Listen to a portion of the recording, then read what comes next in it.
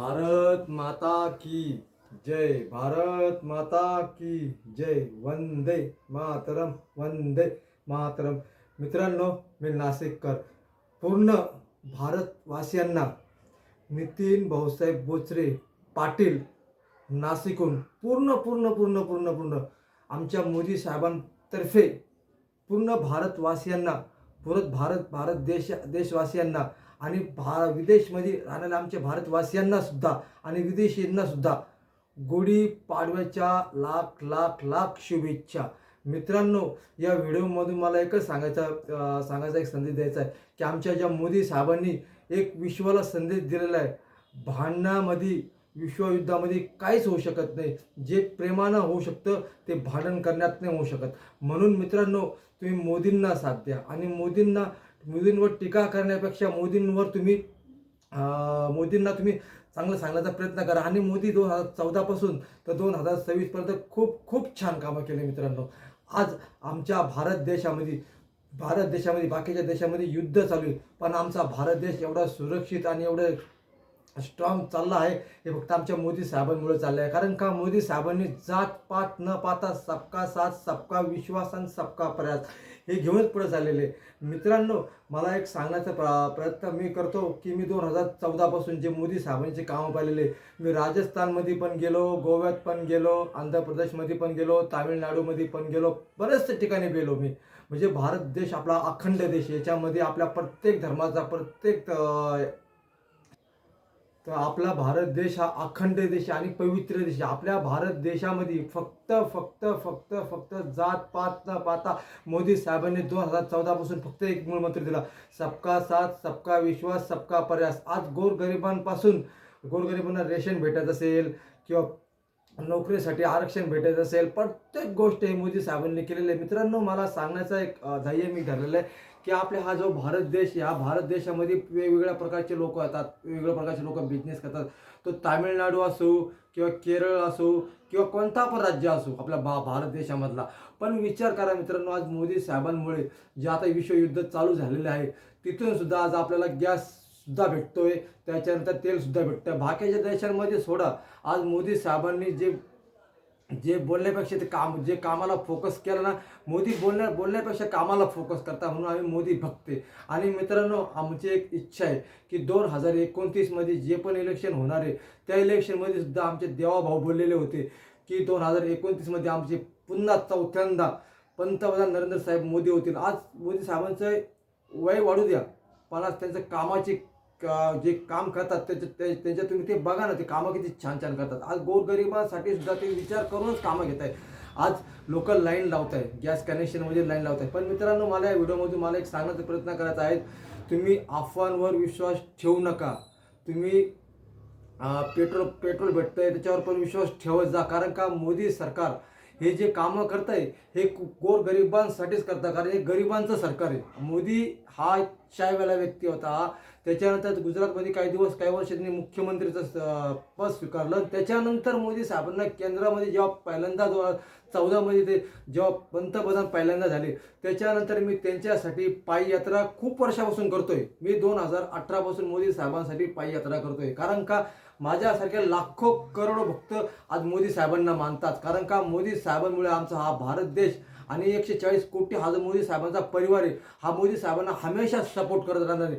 Because समजा मोदी साहेब काही काळानंतर समजा जरी त्यांना वाटलं की आता आपण थोडासा आपण भारतासाठी खूप चांगले कामं केलेले, पण त्यांना असं वाटलं की आपण पुढच्या फ्युचरमध्ये योगी साहेबांना पण पंतप्रधान केलं पाहिजे. कारण का त्याच्यानंतर मोदी साहेबांनंतर आज जर दुसऱ्यांदा पंतप्रधान होऊ शकतात तर आपले योगी साहेबच होऊ शकतात. कारण योगी साहेबांनी सुद्धा UP मध्ये चांगले गुंडगिरी कमी करून आज तिथं सुद्धा राम मंदिर असो किंवा त्याच्यानंतर लोक दिवसा बलात्कार करणं असो किंवा कोणता पण गुन्हा असो, आज मोदी आणि योगी साहेबांमुळे आज UP राज्य असेल किंवा भारत देशामधलं कोणतं पण राज्य असेल पूर्णपणे आज सुरक्षित आहे. म्हणून आपल्याला भारताला जे लाडके भेटलेले, आपले भारताचे लाडके पंतप्रधान नरेंद्र मोदी साहेब, आणि त्याच्यानंतर दुसरं जे होणार ना, त्याच्यानंतर आपले योगी आदित्यनाथ. पण आमचं एक स्वप्न आहे की 2029मध्ये सुद्धा आमचे परत एकदा चौथ्यांदा नरेंद्र मोदी साहेब पंतप्रधान व्हावा आणि त्याच्यानंतर काही काळानंतर काही वर्षानंतर आमच्या योगी आदित्यनाथ साहेबांना सुद्धा मुख्यमंत्री करावा. मित्रांनो, मी जागोजागी फिरलो, खूप साऱ्या ठिकाणी फिरलो. आज मोदी साहेबांना लोक लय मानतात. का मानतात? आमच्यासारखे अंधभक्तांनी आमच्यासारखे मोदी भक्त आहे. लोक म्हणतात अंधभक्त. मी लोकांच्या टीकेला कधी उत्तर देणार नाही, कारण का लोक टीका करण्यासाठी असतात आणि आमच्यासारखे मोदींना सपोर्ट करणारे असतात. आणि 2024, 25, 26 त्याच्यानंतर 27, 28, 29मध्ये सुद्धा पुन्हा एकदा आमचा BJPचं खूप मोठं सरकार स्थापन होणार. आणि मी 2014 पासून मोदी साहेबांना मानतो, पण 2000 पर्यंतपासून तर आत्तापर्यंत फक्त मोदी साहेबांनी जे कामं केलेले, खूप सुंदर कामं केलेली. सबका साथ, सबका विश्वास, सबका प्रयास. आज जो गुढी पाडवाचा आजचा जो दिवस आहे 2026चा मार्च, त्याच्यानंतर जो गुढी पाडवाचा जो आजचा दिवस आहे तो दिवस खूप महत्त्वाचा आहे. कारण का आमच्या धर्मात, आमच्या याच्यात सांगितलेलं आहे की गुढी पाडवा म्हणजे मराठी धर्माला चालणारा सण आहे. आणि या सणाला प्रत्येक धर्म घेऊन चालणारा हा गुढीपाडवा आहे. त्याच्यामध्ये आता 3 दिवसांना आपल्याला रमजान ईद पण येईल. त्याच्या पण या भक्ताकडून या भावाकडून पण रमजान ईदच्या पण लाख शुभेच्छा. मोदी सरकारांकडून पण तुम्हाला लाख शुभेच्छा. कारण का मोदी साहेबांचा एकच मंत्र, सबका साथ, सबका विश्वास आणि सबका प्रयास.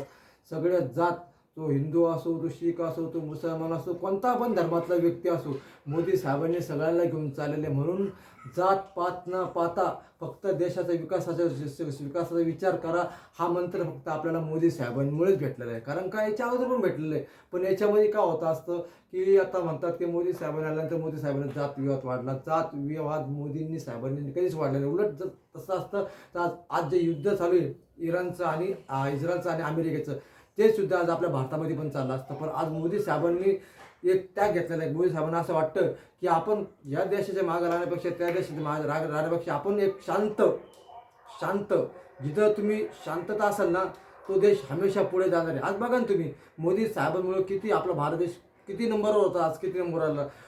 आज लोक म्हणतात बेरोजगारी, मी म्हणतो बेरोजगारी काहीच नाही. आज प्रत्येकाला नोकरी भेटते. शिक्षणानुसार नोकरी आणि ऑनलाईननुसार सगळ्या गोष्टी. शिक्षणामध्ये शाळा बंद पडल्या, शाळा कोणत्याच बंद पडल्या नाही. शाळासुद्धा भेटते, शिक्षण पण भेटते.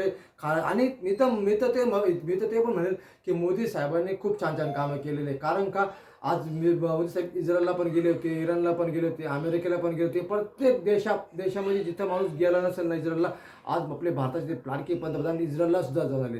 म्हणतात ना, मोदी है तो मुमकिन आहे. मित्रांनो, या नितीन भाऊसाहेब बोचरेकडून तुम्हाला गुढीपाडव्याच्या लाख शुभेच्छा. आणि येणारं वर्ष, जाणारं वर्ष परवडीचं जाऊ आणि लाभवत जाऊ. आणि प्रत्येक गोष्ट ही फक्त देशासाठी नाही तर आपण आपल्या कर्तव्यासाठी समजलं पाहिजे. आणि पुन्हा एकदा आमच्या मोदी साहेबांच्या परिवाराकडून पुन्हा 140 कोटी हा जो मोदी साहेबांचा परिवार आहे, त्याचा सबका साथ, सबका विश्वास आणि सबका प्रयासचा मंत्र घेऊन मी लाख शुभेच्छा देतो. गुढीपाडव्याच्या लाख शुभेच्छा. आणि मोदी साहेबांना सपोर्ट करा, कारण मोदी साहेबांना सपोर्ट केला तर आपला भारत देश आज तिसऱ्या स्थानावर राहील. तर काही वर्षानंतर आपला भारत देश आपला दुसऱ्या स्थानावर पण येईल. आणि या व्हिडिओमधून मला तुम्हाला एक सांगायचं आहे, गॅसची लाईन लावू नका, पेट्रोलची अफवा पसरू नका. मोदी साहेबांमुळे सगळ्या गोष्टी शक्य होऊ राहिल्या आहे. फक्त या व्हिडिओमध्ये मी सांगण्याचा एक प्रयत्न करेल की हा विश्वास तुम्ही ठेवत जा. जसा मोदी साहेबांना 2014 तुम्ही विश्वास दिला, त्याच्यानंतर 2019ला पण विश्वास दिला, त्याच्यानंतर 2024ला पण विश्वास दिला. असाच विश्वास तुम्ही प्रत्येक क्षणोक्षणी प्रत्येक ठिकाणी तुम्ही द्यायचा प्रयत्न करा. म्हणून जय हिंद, जय महाराष्ट्र, हर हर मोदी, घर घर मोदी. पुन्हा एकदा तुम्हाला गुढीपाडव्याच्या लाख शुभेच्छा. जय श्रीराम.